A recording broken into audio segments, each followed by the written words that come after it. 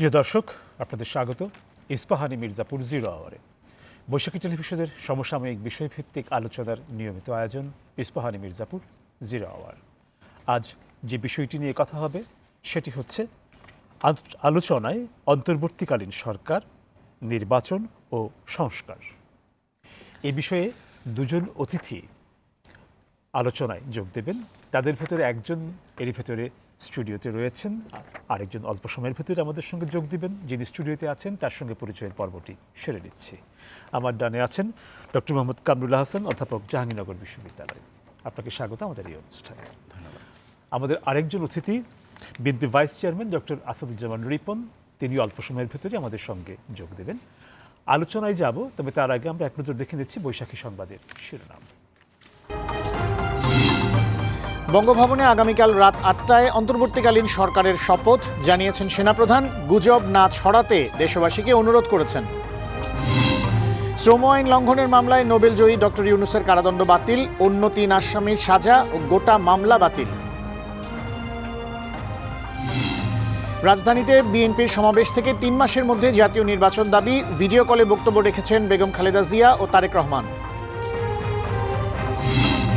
চক্রান্ত এখনো থেমে নেই, নেতাকর্মীদের সতর্ক থাকতে বলেছেন বিএনপির নেতারা। রাজধানীতে বিএনপির সমাবেশ জনসমুদ্রে পরিণত হয়। এবং গাজীপুরের কাশিমপুর কারাগার থেকে ২০৯ বন্দী পালিয়ে গেছে, নিরাপত্তা বাহিনীর গুলিতে ৬ জন নিহত। কুষ্টিয়া জেলা কারাগার থেকে অর্ধশত আসামি পালিয়েছে।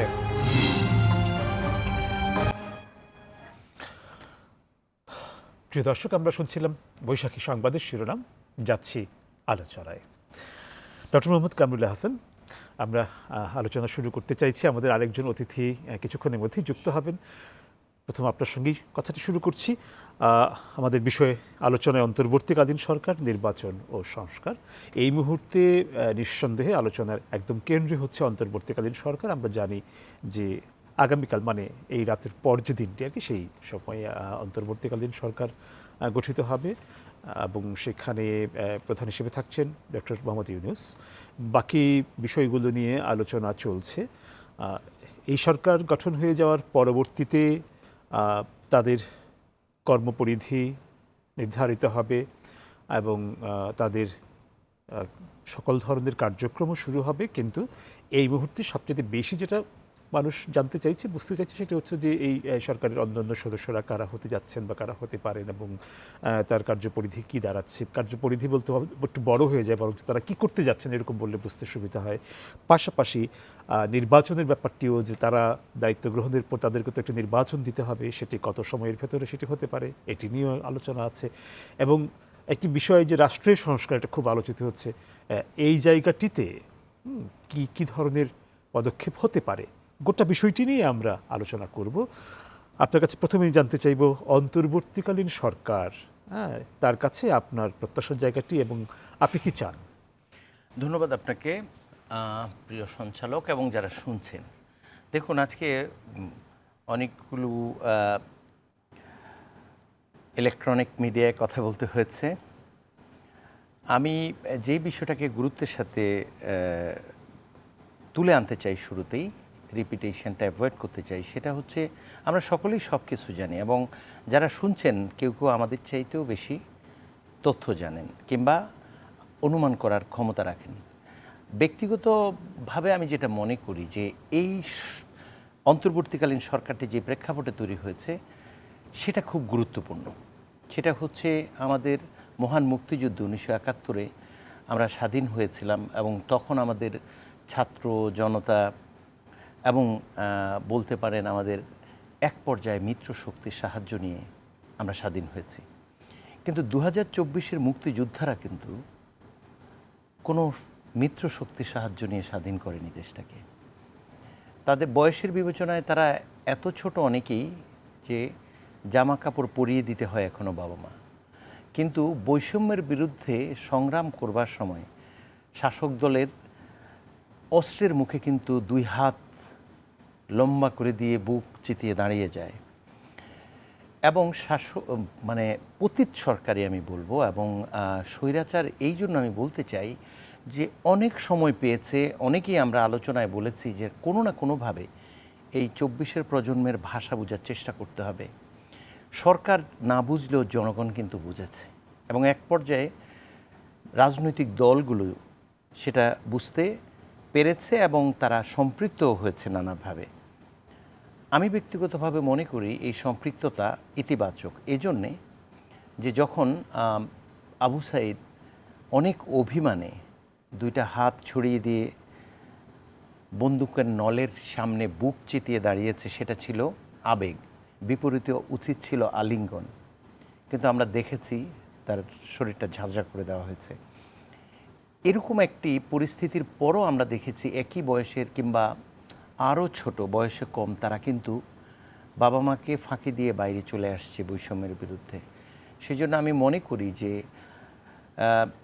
বিগত সরকার, যেটাকে আমরা স্বৈরাচার বলছি, এবং আমাদের সকল রাগ ক্ষোভ আমরা আমাদের যেই প্রক্রিয়ায় প্রকাশ করেছি সেটা আমরা সীমা লঙ্ঘন করেছি কিনা যারা আমার কথা শুনছেন সবাই বুঝতে পারছেন। কিন্তু সরকার সীমা লঙ্ঘন করেছে, তাতেও কোনো সন্দেহ নেই, অতীত সরকার। কিন্তু এই সব কিছু একপাশে রেখে আমি যেটা বলতে চাই, যারা নতুন আসবেন পুরনোটা আসলে চর্চা করব আমরা, নতুন করে ভুল যেন না হয় সেজন্য। কিন্তু কিছু প্রত্যাশার কথা বলতে চাই। এই প্রজন্মের যেই বক্তব্য সেটা হচ্ছে আমরা বৈষম্যহীন একটা সমাজ চাই। এই বৈষম্য কোথায় হচ্ছে, কিভাবে হচ্ছে, কোটা সংস্কারের মধ্যে সীমাবদ্ধ নয়। একজন শিক্ষার্থী তার মেধার স্বাক্ষর রেখে, প্রমাণ রেখে সে যখন বিশ্ববিদ্যালয়ে ভর্তি হয়, একটি বিশেষ ছাত্র সংগঠনের পরিচয়ে তাকে আসন পেতে হয়। হয়তো দরিদ্র কৃষকের মেধাবী সন্তান কোনো এলাকার, আলাদা করে ঢাকায় থাকবার তার ক্ষমতা নেই, আর্থিক সক্ষমতা নেই। এরকম একটি অবস্থায় আমরা দেখেছি এই আন্দোলনে এই ধরনের শিক্ষার্থীরাও যুক্ত হয়েছে। আমরা বিশ্ববিদ্যালয়গুলোতে দেখছি যে এমন প্রশাসন, যে প্রশাসন শিক্ষার্থীদের কাঁধে ভর করে প্রশাসনের এই পদগুলো দখল করেছে, যেখানে একাডেমিক লিডারশিপের একটা ইস্যু এসেনশিয়াল। তাহলে এইরকম একটা অবস্থা কেন তৈরি হলো, যেখানে আমাদের জাহাঙ্গীরনগর বিশ্ববিদ্যালয়ের একটা উদাহরণ যদি আপনি নিয়ে আসেন, মোস্তাফিজ, সে কিন্তু খুবই মেধাবী শিক্ষার্থী ছিল এবং সে আন্তর্জাতিক সম্পর্ক বিভাগে ভর্তি হয়েছিল। সে কিন্তু ধর্ষক হিসাবে জাহাঙ্গীরনগর বিশ্ববিদ্যালয়ের পাঠ শেষ করতে হয়েছে। এর কারণটা কি? আমি পরে জানতে পারলাম যে তার মা হচ্ছে আশ্রয়ণ প্রকল্পের বাড়িতে থাকতো এবং সে ওই এলাকার সবচেয়ে মেধাবী এবং উজ্জ্বল। তারা অবাক হয়ে গেছে। তাহলে শিক্ষার্থীরা বিশ্ববিদ্যালয়ে এসে তারা ভালো গ্র্যাজুয়েট না হয়ে, আমাদেরকে সার্ভ করার উপযুক্ত না হয়ে তারা ধর্ষক কিংবা মাদকাসক্ত বা পেশি শক্তিধারী হয়ে উঠছে। এই দায়টি কিন্তু বিশ্ববিদ্যালয়ের প্রশাসনকে নিতে হবে এবং বিশ্ববিদ্যালয়ের এরকম দুর্বল নতজানু প্রশাসন, যেখানে ওই ছাত্র সংগঠনগুলোর উপর ভর করে প্রশাসনে আসতে চায়, তাদেরকে যারা প্রশ্রয় দিয়েছে তাদের সম্পর্ক আমাদের জানতে হবে। এবং আমরা দেখেছি পরপর 3টি নির্বাচনে এই শিক্ষার্থীরা যারা আজকে আন্দোলন করছে, যারা এক সময় নিরাপদ সড়ক আন্দোলন করেছে, তারা কোটা সংস্কার আন্দোলন করেছে, তাদের যথেষ্ট অভিজ্ঞতা রয়েছে। কেউ বিশ্ববিদ্যালয়ের শিক্ষার্থী, কেউ শিক্ষা জীবন শেষ করেছে। তারা সব কিছু দেখে ক্ষেপে গিয়েছে, এটা কথা পরিষ্কার। সেই জন্য আমি মনে করি যে বিএনপি সহ বিরোধী দলগুলো যখন আন্দোলন করেছে গত 16-17 বছর, কোনো সন্দেহ নেই প্রচুর নিপীড়ন নির্যাতনের মধ্যে তাদের জীবন গিয়েছে। তারাও শিক্ষার্থী সহ অবস্থান ছিল না এবং উপাচার্যরা নিজেদের খুব সফল ভাবত একটা আইডেন্টিটি পলিটিক্সকে প্রশ্রয় দিয়ে আরেকটি আইডেন্টিটিকে সাপ্রেস করে। এরকম একটি অবস্থায় এই শিক্ষার্থী যারা বুক পেতে দিচ্ছে, কম বয়সের শিক্ষার্থীরা, এই শিক্ষার্থীদের কারো কারো বাবা মা এই ধরনের জুলুম নির্যাতনের শিকার হয়েছে। ফলে তারা সব কিছু মিলে ব্যক্তিগতভাবে, পারিবারিকভাবে, নিজের এলাকার কিংবা নিজের শিক্ষা প্রতিষ্ঠানের অন্য কারো এই ভয়াবহ দুঃসহ অভিজ্ঞতার ভিতর দিয়ে যাওয়ার যে কষ্ট, সেই কষ্টটা নিয়ে তারা কিন্তু একটা বড় মোটা দাগে বৈষম্যহীন একটা সমাজ বিনির্মাণ করার স্বপ্ন নিয়ে গিয়েছে। আর প্রেক্ষাপট তৈরি করেছিল এই নিপীড়ন, নির্যাতন এবং বিরোধী দলগুলোর, আমি ব্যর্থ বলবো না, বাধাগ্রস্ত আন্দোলনগুলো। ফলে আমার অনুরোধ হচ্ছে, নতুন যারা আসছেন তাদেরকে ভাবতে হবে যে এরা কাউকেই এক্সক্লুড করতে চায় না। আমরা দেখেছি যে পতিত সরকার যারা বাংলাদেশ আওয়ামী লীগের যারা দুর্নীতি, দুঃশাসন এবং অপশাসনের সাথে জড়িত ছিল, দেশটাকে ধ্বংসের সীমায় নিয়ে গেছে, তাদের পাশাপাশি কোনো অসুবিধা নেয়নি, প্রাণ দিয়ে ভালোবাসে এই দলটাকে কৃষক, শ্রমিক, এরকম মানুষও আছে। ফলে আমরা নতুন যারা স্বপ্ন দেখছি, এই শিক্ষার্থীদের পক্ষ থেকে বুঝতে হবে, যারা এই অন্তর্বর্তীকালীন সরকারের মেধাবী পরিচালকরা আসছেন আমাদের জাতির প্রত্যাশা পূরণ করতে, মনে রাখতে হবে তারা কিন্তু একটা ইনক্লুসিভ পলিসি চায়। যে কোনো দলের যে কোনো অংশের, এমনকি তারা নিজেরাও যদি আইনের কাঠগড়ায় দাঁড়াবার পরিস্থিতি তৈরি হয়, আমাদের এই কোমলমতি সন্তানরা, যাদেরকে আমি আগে উল্লেখ করেছি, পিতামাতা এখনও প্যান্ট শার্ট পরিয়ে দিতে হয়, কিন্তু বন্দুকের নলের সামনে এই অত্যাচারের বিরুদ্ধে দাঁড়িয়ে প্রাণ দিতে কিন্তু দ্বিধা করে না। ফলে এই পতিত স্বৈরাচার সরকার তাদের বুঝতে যেখানে ব্যর্থ হয়ে ওই দলেরই যারা অন্তপ্রাণ সমর্থক তাদেরকে পতিত একটা অবস্থায় রেখে গিয়েছে, যেটা অনাকাঙ্ক্ষিত, এটা হতে পারে না। সেই মানুষগুলোর কথাও কিন্তু এর মধ্যে থাকতে হবে, এটা হচ্ছে আমার কথা। আর যারা দেখুন বিরোধী দল দীর্ঘ সময়ে অহিংস আন্দোলন করেছে, একটা মহাসমাবেশ করেছে, আপনি শুনেছেন, এবং আমি মিশ্র মন্তব্য এখানে আমার রয়েছে।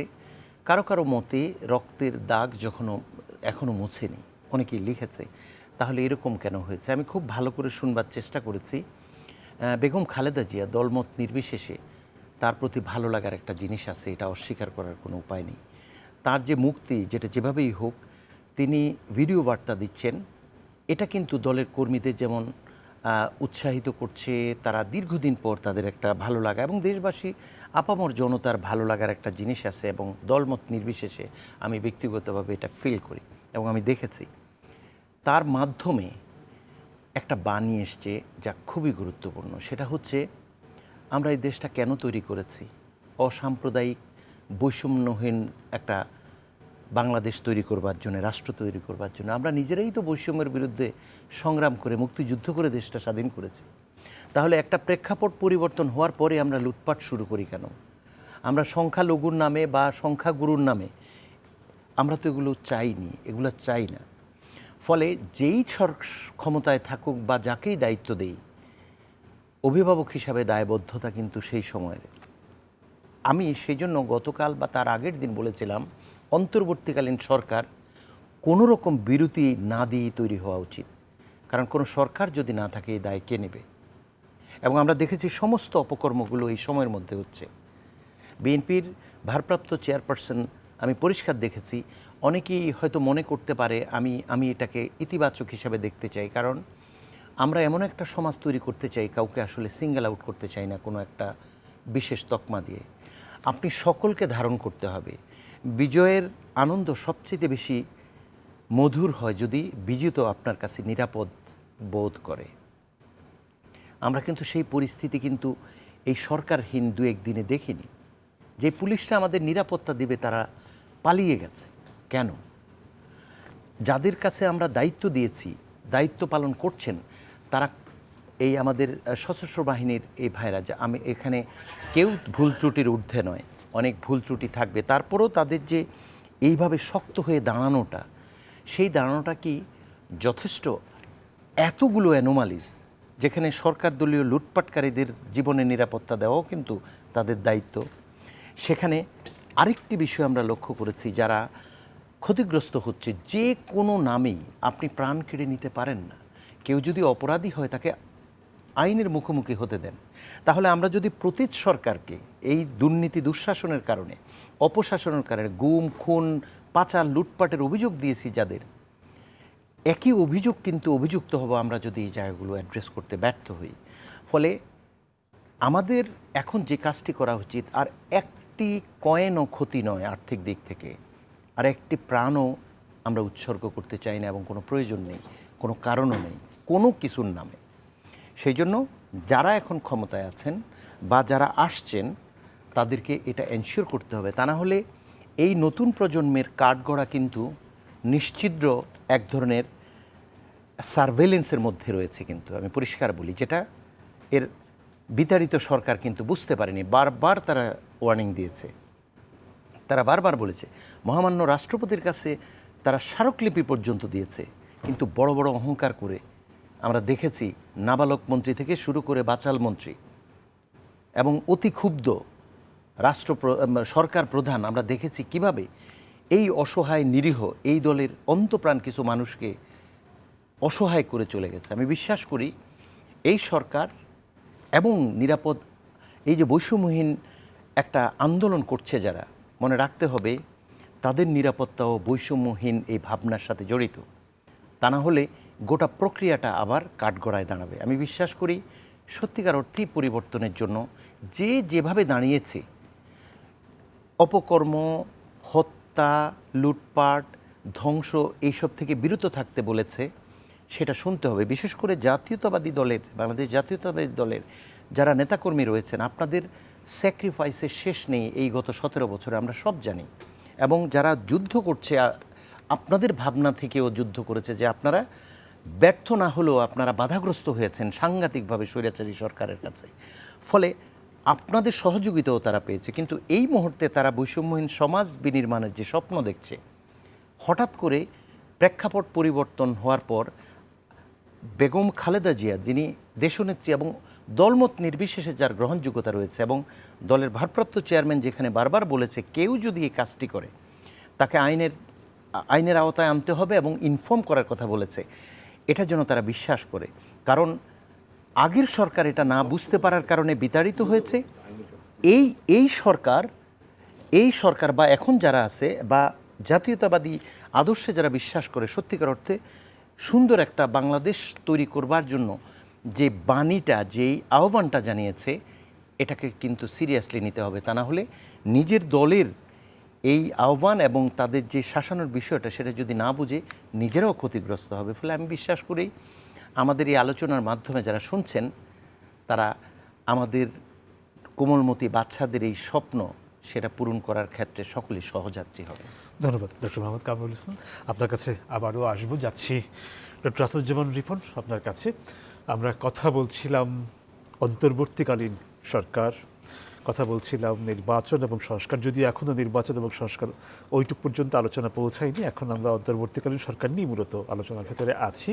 আপনার কাছে ওই একই বিষয় নিয়েই ফিরব যে অন্তর্বর্তীকালীন সরকারের কাছে বিএনপির প্রত্যাশার জায়গাটা কি, এবং একজন রাজনীতিবিদ হিসেবে আপনি কি মনে করেন যে এই সরকারের ভূমিকাগুলো কোন কোন জায়গায় অন্তত মানে প্রথম দিকে? আমি আপনাকে প্রথমে যেটা আমি খুব অ্যাজ এ পলিটিশিয়ান, আমি প্রথম দিকেই অনেকগুলো প্রত্যাশায় তাদেরকে ভারাক্রান্ত করব না। কারণটা হচ্ছে যে প্রায় 60 ঘন্টার মতো হচ্ছে দেশে কিন্তু ভার্চুয়ালি কিন্তু একটা গভর্নমেন্ট নাই। এক ধরনের সরকার দরকার, তাই না? যেই নামে আপনি সরকার ডাকেন না কেন, অন্তর্বর্তীকালীন বলেন, তত্ত্বাবধায়ক বলেন, একটা সরকার দরকার। এটা আরও আগেই করা যেতে পারতো, হয়তো প্রফেসর ইউনূস, ছাত্রদের চয়েস যেহেতু প্রফেসর ইউনূস সাহেব যেহেতু দেশে ছিলেন না, সেজন্য তো গভর্নমেন্ট গঠন করতে দেরি হলো। আগে গভর্নমেন্টটা গঠন হোক, তারপরে গভর্নমেন্টে কারা থাকছেন, কারা আসছেন, সব ভেবে চিনতে তখন প্রত্যাশার কথাগুলো বলা যাবে। ওভারঅল প্রত্যাশা তো অলরেডি ম্যানিফেস্টেড, ছাত্ররা তো একটা প্রত্যাশা জানিয়েছে। ছাত্রদের প্রত্যাশার সাথে কি আমাদের প্রত্যাশা খুব ভিন্ন? নিশ্চয়ই ভিন্ন না। আমরা কি চাই? আমরা একটা অবাধ নির্বাচন চাই, আমরা একটা গণতান্ত্রিক রাষ্ট্র ব্যবস্থা চাই, আমরা একটা জবাবদিহিমূলক শাসন ব্যবস্থা চাই, তাই না? এই জবাবদিহিমূলক শাসন ব্যবস্থা, জবাবদিহিতা তো শুধুই মাত্র not applicable for only politician.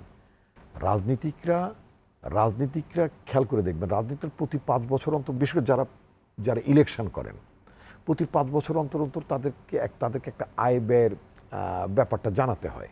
এবং এর মধ্য থেকে আপনারা জানেন যে একজন এমপি, আমি যদি বলি যে আপনার সাবেক আইসিটি প্রতিমন্ত্রী, যিনি পালাতে যে পরে বোধহয় দেশ ছেড়ে যেতে পারেন, কি জোনায়েদ হোসেন পলক বা এরকম বোধহয় নাম, তো তার প্রথম হলফনামায় যেটা ছিল 2009 বা 2014, তিনি তো যখন প্রথম ইলেকশন, অর্থাৎ তার প্রথম ইলেকশন যখন করেন এই সরকারের, বিগত সরকার আমলে, সেখানে তিনি উল্লেখ করেছেন তিনি নির্বাচনের তহবিল জুগিয়েছেন ধার দেনা করে এবং কিছু দানের টাকা দিয়ে। অর্থাৎ হি হ্যাড নো লিকুইডিটি, তার কোনো ক্যাশ ছিল না। ওই ধরনের একটা হ্যাভ নটস, ওই ধরনের হ্যাভ নটস, সোজা কথা, ওইরকম একটা হ্যাভ নটসের মতো লোক, তার সম্পদ যখন 2024 এসে ওই হলফনামার মধ্যে যখন ঘোষণা হয় যে শতাধিক কোটি টাকার মালিক, অথবা তার স্ত্রী শতাধিক কোটি টাকার মালিক, তখন তো মানুষের মধ্যে খুব হতেই পারে। আপনি বাজারে যে একজন সাধারণ মানুষ, একজন সিএনজি ড্রাইভার, একজন সাধারণ কর্মী, বা আপনার টেলিভিশন একজন কর্মচারী কর্মকর্তা বাজারে যে আধা কেজি মানে সবজি কিনতে পারেন। আমি নিজেও কিন্তু অনেক দিন আধা কেজি করে সবজি কিনেছি। আমি সবজি খেতে পছন্দ করি, কিন্তু দাম অনেক বেশি বলে আধা কেজি করে কিনেছি। সত্যি কথা, এখন টু বি অনেস্ট, এবং আমার সম্পর্কে যারা চান, আমার জীবনাচরণ সম্পর্কে যারা জানেন, তারা কেউই অবিশ্বাস করছেন না, আমি বিশ্বাস করি। বিকজ আমাকে আমার বাজেটের মধ্যে থেকে আমাকে মানে ইচ্ছাকে কমাইতে হয়েছে। সোজা কথা, ইচ্ছাকে কমাইতে হয়েছে। আগে যদি মনে করেন মাসে 20টা ডিম খেতাম, তো 10টা ডিম খেয়েছি, মানে কমিয়ে দিয়েছি সব কিছু। মানে আমি বা আমাদের পুরো জাতি। তাহলে আজকে পলিটিশিয়ানদের এক ধরনের অ্যাকাউন্টেবল করার ব্যাপার ছিল, কিন্তু আপনি তাদেরকে করেননি, জবাবদিহিতার আওতায় আনেননি। একবার জিজ্ঞেস করেন নাই যে ওই যে ওবায়দুল কাদের একটা বক্তৃতা করতো না, যে শি হ্যাজ মেড আস, কি অনেক কিছু বলতো না, যে শি হ্যাজ মেড আস এইটা, শি হ্যাজ মেড আস এইটা। তারপরে এখন পোলাপান আবার টল করে বানিয়েছে she has made us fly, মানে আমাদেরকে তিনি আমাদেরকে ভেগে যেতে শিখিয়েছেন, বা আমাদের ভেগে যেতে সাহায্য করেন, ইত্যাদি ইত্যাদি। কথা হচ্ছে যে ওনাকে যখন গত নির্বাচন আগে কাদের শেখকে যখন সাংবাদিকরা জিজ্ঞেস করলেন যে আপনার লোকজনের থলে থেকে সমস্ত বেরোচ্ছে, সব ফুলে ফেপে সব নৌকা তো জাহাজ হয়ে গেল, তখন উনি বললেন এখন সময় নেই, নির্বাচন আগ দিয়ে, এটা পরে দেখা যাবে। পরেও দেখেন নেই, মানে 6 মাসও দেখেন নেই। একটা সিঙ্গেল এক্সাম্পল নেই। আমার বক্তব্য হচ্ছে, আপনি যে প্রত্যাশার কথা যেটা বললেন, ওই পয়েন্টে যেই বলছি, এটা বিএনপির বেলা প্রযোজ্য। বিএনপিকেও, অর্থাৎ বিএনপিও অ্যাকাউন্টেবল হোক, অন্য দলগুলো অ্যাকাউন্টেবল হোক। অর্থাৎ বিলেতে আপনি দেখবেন যে বিলেতে পার্লামেন্টারি কমিশন আছে।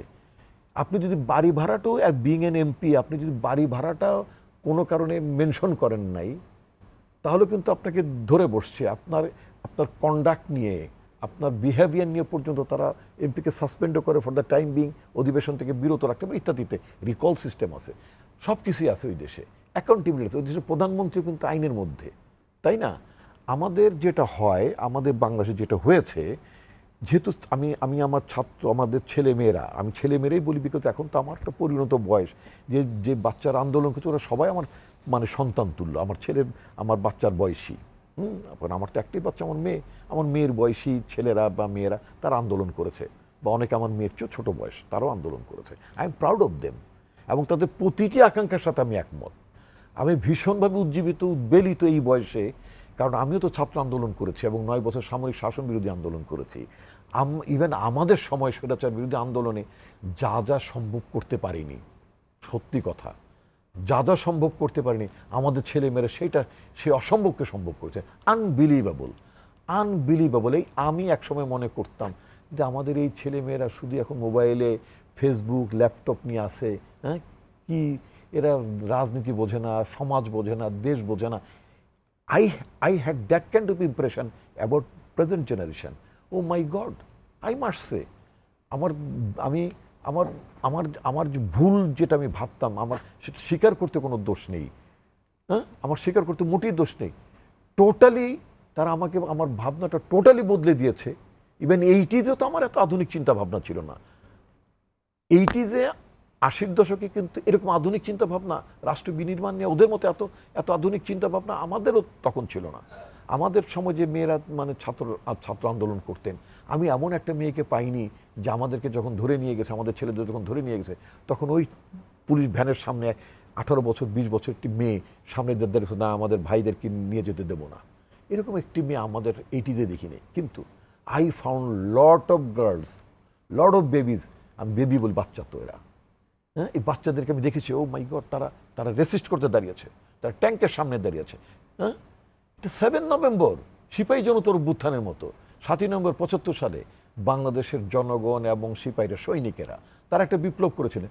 ইনফ্যাক্ট বাংলাদেশে একটা বিপ্লব হয়েছে, প্রচণ্ড মাপের একটা বিপ্লব হয়েছে, মানে অসাধারণ একটা, মানে সারা পৃথিবী বাংলাদেশের যে বিপ্লবে, যে জাগরণ, ছাত্র সমাজের নাগরিকরা পরে সম্পৃক্ত হলেন, এটা নিয়ে তো গবেষণা হবে, এটা নিয়ে বহু মানুষ, মাস্টার সাহেবরা, মানে প্রফেসর সাহেব, মানে খুব কমফোর্টেবলি মাস্টার সাহেব বলি, কারণ তারা পড়ান, তাই না? তো তারা ভবিষ্যৎ গবেষণা করবেন, পোস্ট ডক করবেন অনেকে বাংলাদেশের পলিটিক্স, এই যে আপনার রূপান্তরটা, হ্যাঁ, এই মরফোলজিটা নিয়ে তারা তারা গবেষণা করবে। গবেষণা আমার নিজের এখন আমার আগ্রহ প্রসঙ্গে জাগছে। আপনার কথা শেষ হলে আমরা একটা হ্যাঁ, বিরতিতে যাবো। যাব। হ্যাঁ, এখন আমি যেটা বলতে চাচ্ছি, শুধুই কি রাজনীতিটা জবাবদিহি করবেন? নো।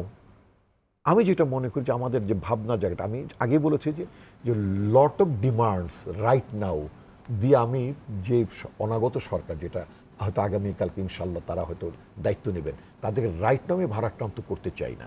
প্রত্যাশার কথা বললাম, প্রত্যাশা মানে এক্সপেকটেশন, নট ডিমান্ড।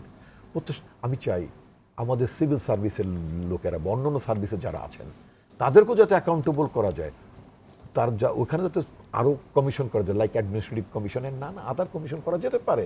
সেটা অ্যাকাউন্টেবল হও, যাতে বলতে না হয় মানে কোনো কর্মকর্তার বউকে যাতে স্বামীর ঘুষের টাকা দিয়ে বানায়, বলে আমার বাবা দিয়েছে, নাউজুবিল্লাহ, বলে ফ্ল্যাট বলে আমার বাবা দিয়েছে, দেয় কিন্তু স্বামী।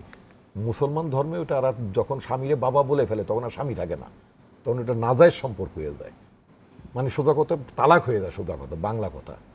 তো এরকম বহু লোকজন, বহু এরকম আমলাদের বউরা স্বামীর সম্পত্তির মধ্যে বাবা দিয়েছে, ভাই দিয়েছে, বলতো যে ভাই বিদেশ থেকে টাকা পাঠায়, ভাইয়ের টাকা দিয়ে বানাইছি, ইত্যাদি ইত্যাদি। যাও, আমাদের অনেককে অ্যাকাউন্টেবল করতে হবে, তাহলে একটা মতিয়র তৈরি হবে না, তাহলে একটা বেনজির তৈরি হবে না। আপনি যদি পুলিশে আপনি যদি মনে করেন পুলিশ সার্ভিসে তারাই করবে, এটা অন্যদের পলিটিশিয়ানদের যা করা দরকার, তাদের ডিপার্টমেন্টের মধ্যেই আপনার মানে পুলিশ সার্ভিস কমিশন হতে পারে, সেখানে তারা অ্যাকাউন্টেবল হবে, সম্পদ হিসাব দিতে হবে প্রত্যেকটা ক্ষেত্রে। পলিটিশিয়ানদের যেরকম দেয়, আপনি জবাবদিহিতার জায়গাটি ওই যদি সর্বক্ষেত্রে জবাবদিহিতার জায়গাটা যদি থাকে, তাহলে আপনার এই যে এখন যে পুলিশ লীগ হয়ে যায়, পুলিশ দল হয়ে যাবে, এই ধরনের কোনো আশঙ্কা থাকে। আমি যেটা বলি, রাষ্ট্রের পুলিশ হবে, সরকারের পুলিশ হবে। আওয়ামী লীগের পুলিশ দেখেছে মানুষ, ভবিষ্যতে আমার দল ক্ষমতায় গেলে আমরা সার্টেনলি বিএনপির পুলিশ বানাবো না। পুলিশ, আমি আইন ভঙ্গ করলে পুলিশ আমাকে বলবে দাঁড়ান, কোথায় যাচ্ছেন, গাড়ি থামান এখানে, দেখি আপনার ঠিক কাগজপত্র আছে কিনা, ইয়েস, এবং আমাকে জবাবদিহি করতে হবে যে আমি ভুল করে ফেলেছি অথবা ইত্যাদি, তাই না? আমি তো সেই পুলিশ দেখতে চাই। আমি আগাগোড়াই আমার ভাবনা এরকমই ছিল। অর্থাৎ যেই রাষ্ট্রে যেই রাজনৈতিক দল যারা সরকার গঠন করার চিন্তা ভাবনা করে, তাদের মধ্যে যদি ট্রান্সপারেন্সি, অ্যাকাউন্টেবিলিটি যদি না থাকে, সুশাসনের মনোবৃত্তি যদি না থাকে, আমাদের প্রতিটি বিপ্লবের পরে তো আমরা অনেক কিছু তো স্বপ্ন দেখি। ৭২ সালেও কিন্তু আমাদের মুক্তিযোদ্ধারা অনেক স্বপ্ন দেখেছেন, কুডি ফুলফিল ইট, আমরা পারি নাই। আমরা যখন এরপরে আবার একটু বিরতিতে যাব, আমি কয়েক সেকেন্ডে শেষ করে দিই। এমনকি ৯০ সালে যখন এরশাদের পতন ঘটলো, ৯ বছরের সামরিক শাসনের পরে, তখনই কিন্তু মানুষের মধ্যে এক ধরনের আকাঙ্ক্ষা ছিল যে রাষ্ট্রে এই পরিবর্তনগুলো হবে। ফাইনালি আমরা কি পেলাম? গত ১৫ বছরে আমরা একটা সর্বগ্রাসী একটা স্বৈরশাসক আমরা বিদায় করেছিলাম ৯ বছরের সংগ্রামে। আরেকটা স্বৈরশাসককে আমরা রাজনৈতিক আন্দোলন, অর্থাৎ পলিটিক্যাল পার্টির স্টলড যে আন্দোলনটা বলবো, পলিটিক্যাল পার্টি কিন্তু এই ধরনের স্বৈরশাসককে, হ্যাঁ, এটা কিন্তু ১৫ বছর আন্দোলন খেদাইতে পারেনি। যখন ছাত্ররা নেমেছে, যেটা আমাদের মহাসচিব মির্জা ফখরুল ইসলাম আলমগীর একটা কথা বারবার বলতেন, যে যুবকদের নামতে হবে, ছাত্রদের নামতে হবে, তারা যখন নামবে তখন স্বৈরাচারের পতন করবে। I must salute my party secretary general. এবং আমি বলি যে আপনার যে আকাঙ্ক্ষা প্রত্যাশা, এদেশের তরুণ ছাত্র সমাজ তো ফাইনালি তারা করেছে সেটা, তাই না? ইয়েস। তো সেজন্য আপাতত খুব বেশি প্রত্যাশার কথা আজকে না বলি, তারপরেও আপনার কথার ভেতর দিয়ে বেরিয়ে এসছে আসলে কোন জায়গাগুলো আমাদের বিচারপতিদেরকেও জবাবদিহিতা আনতে হবে। তারা যদি আইনের হাত লম্বা, ইয়েস, আমরা দেখতে চাই যে আপনার আইন কামও ঠিক জায়গায় আছে কিনা, আপনি ঠিক মতো ট্যাক্স টুক্স দিয়ে, উকিল হিসেবে ট্যাক্স টুক্স দিয়ে আপনি এই জায়গায় এসেছেন কিনা, ওটা আমরা দেখতে চাই। একটু বিরতিতে যাচ্ছি, আবার ফিরবো আপনাদের কাছে বিরতির পর। প্রিয় দর্শক, ইস্পাহানি মির্জাপুর 0 আওয়ারে সময় হয়ে গেল একটা বিরতির। ফিরবো অল্প সময়ের ভেতর, আশা করি সঙ্গেই থাকছেন।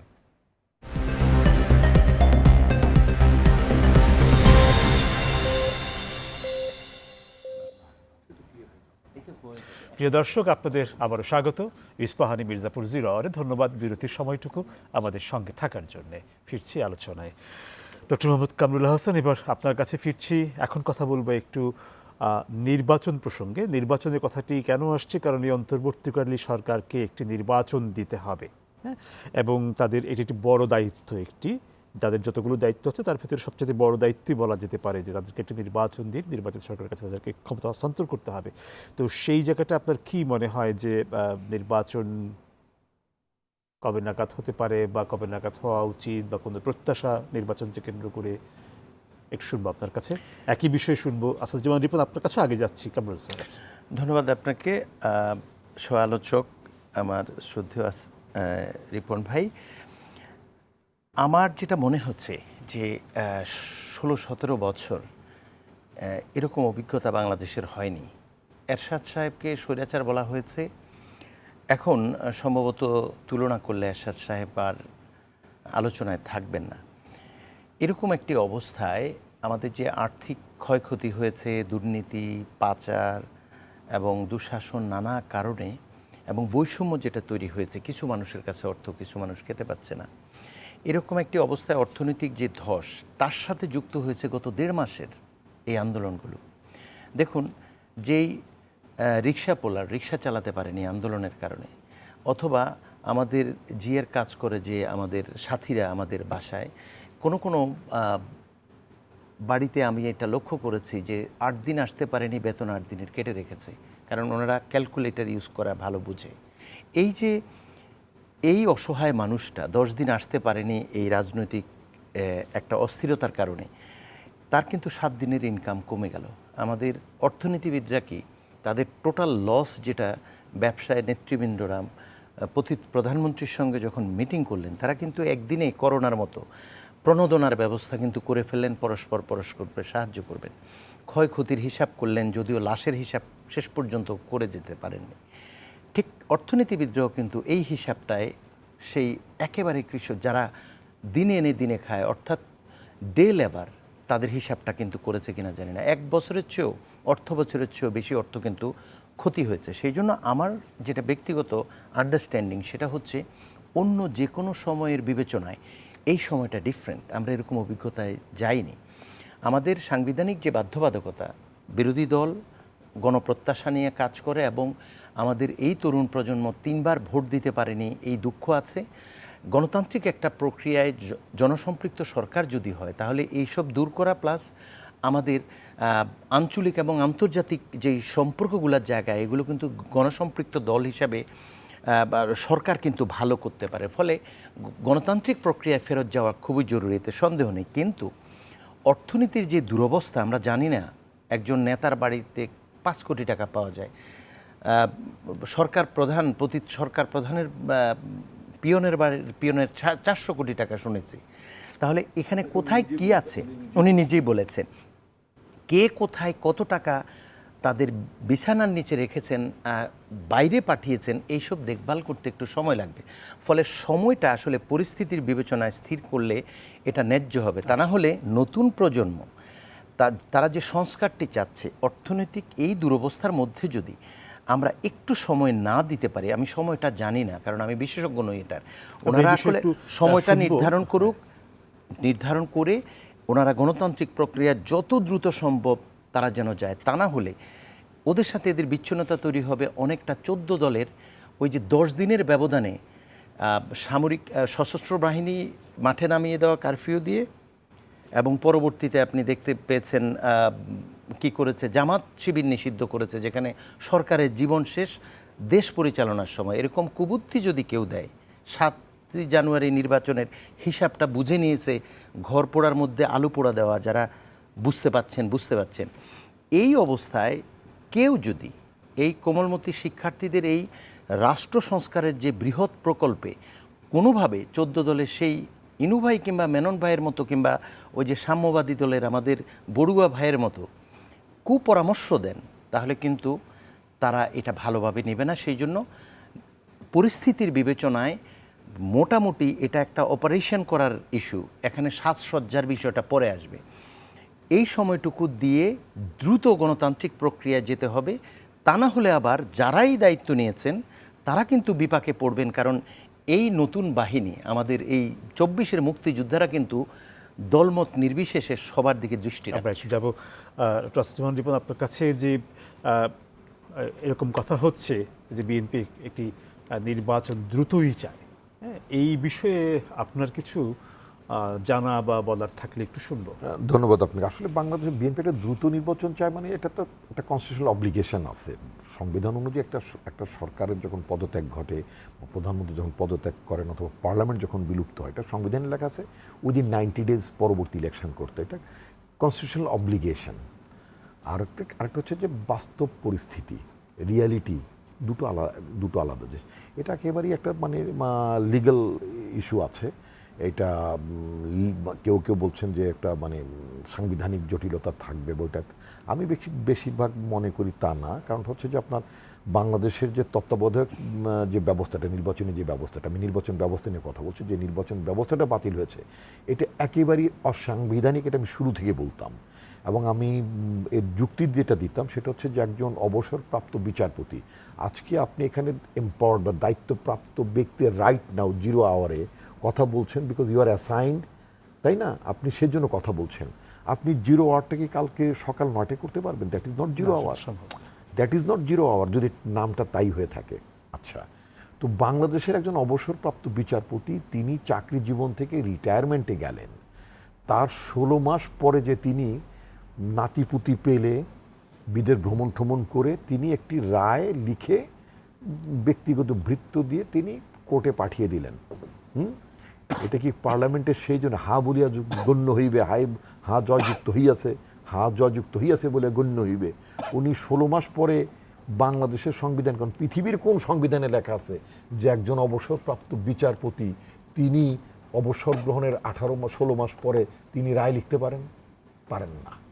তো সুতরাং আইনের চোখে, সোজা কথা, আইনের চোখে বাংলাদেশের তত্ত্বাবধায়ক সরকার ব্যবস্থা বাতিল যে বিষয়টি ছিল, এটা অ্যাবসলিউটলি সংবিধান বিরোধী কাজ করেছে। এটা আপনি এই অনুষ্ঠানে আগেও বলেছেন বিষয়টি। এবং যেহেতু এই সরকার গায়ের জোরে, যে আগের দুঃখিত এই যে মানে পালিয়ে যাওয়া সরকার যেহেতু গায়ের জোরে দেশ শাসন করতো, এবং তারা তো এই কথা শুনবে না। এখন যেহেতু ল অ্যান্ড অর্ডার রেস্টোর করার ব্যাপার আছে, আমরা যেহেতু একটা গণতান্ত্রিক রাষ্ট্রের একটা গণতান্ত্রিক রূপান্তরের কথা ভাবছি, আমাদের ছেলেমেয়েরা রাষ্ট্রের গণতান্ত্রিক রূপান্তরের কথা ভাবছেন, তো সেখানে আজকে এই বিষয়গুলো আমাদের মানে ভাবতে হবে। আমাদের সাংবিধানিক যে মানে সংকটগুলো আছে, যে বৈসাদৃশ্য আছে, যে বৈষম্যগুলো আছে, সেগুলো আমরা কি করে অ্যাড্রেস করতে পারবো সেগুলো নিয়ে কথা। Lot of agendas are there, lot of works to be done, প্রচুর কাজ আছে। সত্যি কথা বলতে সেক্ষেত্রে মানে আপনার বক্তব্যটিকে আমরা এরকম ধরে নিব যে এই কাজগুলো মানে সম্পন্ন হওয়া সাপেক্ষে নির্বাচন। ওয়েল, এখানে একটা দেশটা তো আলটিমেটলি আলটিমেটলি পলিটিক্যাল পার্টি দেশটা চালায়। পলিটিক্যাল পার্টি দেশ চালানোর অথরিটি বা প্রজ্ঞা রাজনীতিকদেরই থাকে। এখন যিনি মানে বড় একজন মানে মানে মানে কি বলে একজন মানে পদার্থবিজ্ঞানী অথবা পারমাণবিক বোমা বানাবার থিওরি জানেন, তারে যদি আপনি দেশ চালাতে দেন, তো he can't run the country in fact. আর বাংলাদেশের যে নির্বাচনের ব্যাপারটা বলতে, বাংলাদেশে নির্বাচন হয় না ভাই, 15-16 বছর নির্বাচন হয় না। It is due for last 15-16 years. In fact 15-16 years হচ্ছে বাংলাদেশে নির্বাচন হয় না। তো বাংলাদেশে একটা নির্বাচন তো হওয়া দরকার গেল এক। এবং নির্বাচিত সরকার আপনার মানে আমাদের যে ছাত্র সমাজের যে মানে প্রতিশ্রুতি অথবা আকাঙ্ক্ষা, আমি আকাঙ্ক্ষার কথা বলবো, দেশ পলিটিক্যাল পার্টিগুলো তাদের এটা ধারণ করা উচিত। আমি ব্যক্তিগতভাবে শুধু না, রাজনৈতিকভাবে মনে করি আমাদের ছেলে মেয়েদের যে প্রত্যাশা, তাদের যে আকাঙ্ক্ষা, পুরোটাই আমার দল ধারণ করে। আমার দল তাদের যে আকাঙ্ক্ষা, তাদের যে প্রত্যাশা, গোটাটার প্রতি আমার দলের সমর্থন আছে এবং পজিটিভ, ইতিবাচক। অর্থাৎ আমরা ক্ষমতায় গেল, আমাদের ছেলে মেয়েদের যে প্রত্যাশা, যে ভাবনা, সেটা আমরা বাস্তবায়িত করতে চাই। আমরা তো একটা গণতান্ত্রিক রাষ্ট্র ব্যবস্থা চাই। আমাদের ছেলে মেয়েদের আকাঙ্ক্ষা একটা গণতান্ত্রিক রাষ্ট্র ব্যবস্থা নির্মাণ করা, তাই না? সুতরাং এইটার সাথে কিন্তু কোনো ফারাক নেই। আমি যেটা বলছিলাম যে সময়ের ব্যাপারটা আসলে সময়ের ফ্লেক্সিবল রাখতে চাইছেন। এটা বাস্তবতা। নতুন গভর্নমেন্ট যারা আসবেন, আমি আগেই বলেছি যে অনেকগুলো দফা দাবি করে আমরা ভারাক্রান্ত করতে চাই না কাউকে। আমরা গভর্নমেন্টকে কাজ করতে দিতে চাই, তাদেরকে সহযোগিতা করতে চাই। আমাদের যে মানে আমাদের সেনাবাহিনী নিয়ে সবসময় আমি গর্ববোধ করতাম। আজও আমি আমার সেনাবাহিনী, আমার মানে সেনাবাহিনীর যে ভূমিকা, আমার মানে অর্থাৎ আর্ম ফোর্সেস, তাদের যে ভূমিকা, তাদের ভূমিকাকে আমি মানে স্যালিউট করি, সাপোর্ট করি। তারা সঠিক জায়গায় আছেন, তাদেরকে সর্বাত্মক সহযোগিতা আমরা করব। আমাদের আরেকটা বিরতির সময় হয়ে গেছে, তারপরে ফিরবো আবার আপনাদের কাছে আলোচনা। প্রিয় দর্শক, সময় হয়ে গেছে আরও একটা বিরতির। ফিরবো অল্প সময়ের ভেতর, আশা করি সঙ্গেই থাকছেন।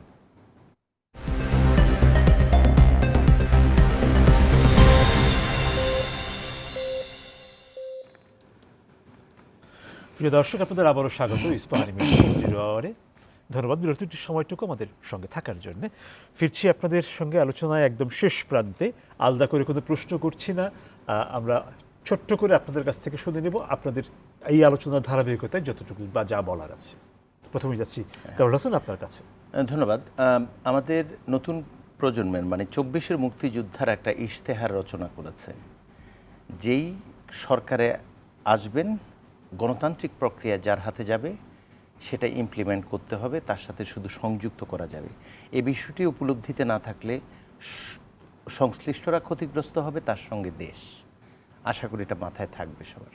আচ্ছা, আপনি আর একটু আর যদি বলতে চান, তাহলে আমরা একটু আমি ভাইকে দিচ্ছি, শুধু এটুকু বলছি যে রাজনীতি অর্থনীতি দুটো জিনিস থাকে। প্রায়োরিটি ফিক্স করার ক্ষেত্রে ভুল করা যাবে না। অর্থনীতিটা অত্যন্ত খারাপ অবস্থায় আছে এবং তার পরপরই বিরতি না দিয়ে রাজনৈতিক কর্মকাণ্ড যেটা অর্থাৎ গণতান্ত্রিক প্রক্রিয়া ফেরত যেতে হবে, সংস্কারের যা আছে। ধন্যবাদ আপনাকে ডক্টর আসিফুজ্জামান রিপন। এবার ফিরছি আপনার কাছে স্বল্প সময় নিয়ে। আপনি নিশ্চয়ই খেয়াল করেছেন গতকালকে আমরা একটা সভা করলাম এবং মাত্র 12 ঘন্টার